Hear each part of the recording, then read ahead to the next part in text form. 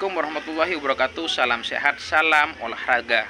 Erick Thohir tidak omon-omon setelah PSSI resmi akan segera menaturalisasi Mauro Zylstra jelang round 4 kualifikasi Piala Dunia 2026. Mauro Zylstra sendiri ini berposisi sebagai seorang penyerang ataupun striker yang memang menjadi kelemahan kita timnas Indonesia yang kekurangan pemain berposisi sebagai seorang striker.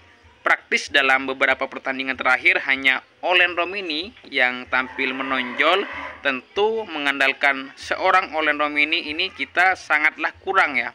Butuh penyegaran pemain mungkin yang bertipikal berbeda dengan Olen Romini, karena kita ketahui Olen Romini pemain yang bisa freestyle, bukan pemain nomor 9 murni, karena Olen Romini bisa berposisi sebagai seorang gelandang serang, sayap kanan ataupun sayap kiri yang bisa menyisir di area sayap atau area lapangan menjemput bola. Tentu kita memang kekurangan seorang striker yang berposisi sebagai seorang goal getter, dan saya kira Mauro Zylstra agak susah ya nyebutnya, ini mungkin bisa menjadi jawaban ya, karena memang PSSI melalui Erick Thohir sudah mengonfirmasi ke media bahwa proses naturalisasi Mauro Zylstra akan segera dipercepat. Mauro Zylstra ini pemain muda kelahiran tahun 2004, bermain bersama FC Volendam, keturunan Sunda kalau saya baca dalam berita. Ini musim lalu tampil kalau nggak salah 6 pertandingan bersama FC Volendam, klubnya di Eredivisie, dan membantu timnya promosi ke Eredivisie. Tentu dengan usia yang masih sangat muda, 20 tahun, karir dari Mauro Zylstra ini masih sangat panjang bersama timnas Indonesia. Dan terdekat mungkin Mauro Zylstra ini bisa diikutsertakan di Piala AFF U23, yang memang Indonesia kekurangan pemain yang berposisi sebagai seorang striker ataupun penyerang, untuk menguji seberapa kualitas dari seorang Mauro Zylstra.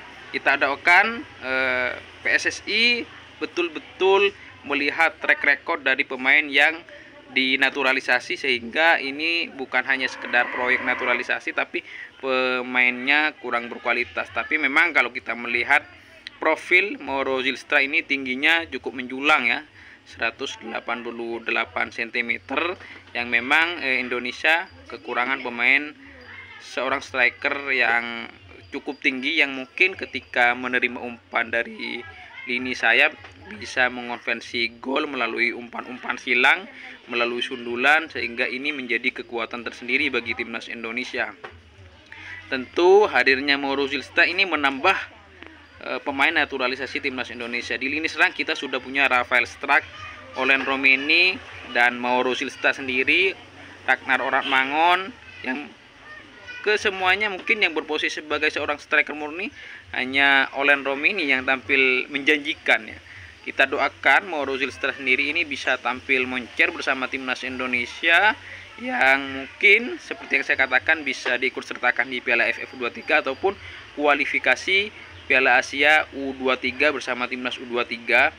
Jadi memang saya rasa memang PSSI tentu tidak sembarangan menaturalisasi, mungkin juga melalui proses pengamatan, melihat kualitas pemain, apakah betul-betul ini sangat layak dinaturalisasi, sehingga ini menjadi kekuatan untuk timnas Indonesia. Karena kita ketahui kadang ada beberapa pemain naturalisasi beberapa tahun yang lalu kita gagal, kalau saya katakan proses naturalisasi itu banyak pemain yang tampil kurang greget, kurang maksimal, tidak perlu saya sebut namanya. Makanya kita berharap Mauro Zylstra ini betul-betul adalah jawaban dari pemain yang diinginkan oleh PSSI dan timnas Indonesia. Bravo timnas Indonesia, selamat buat Mauro Zylstra.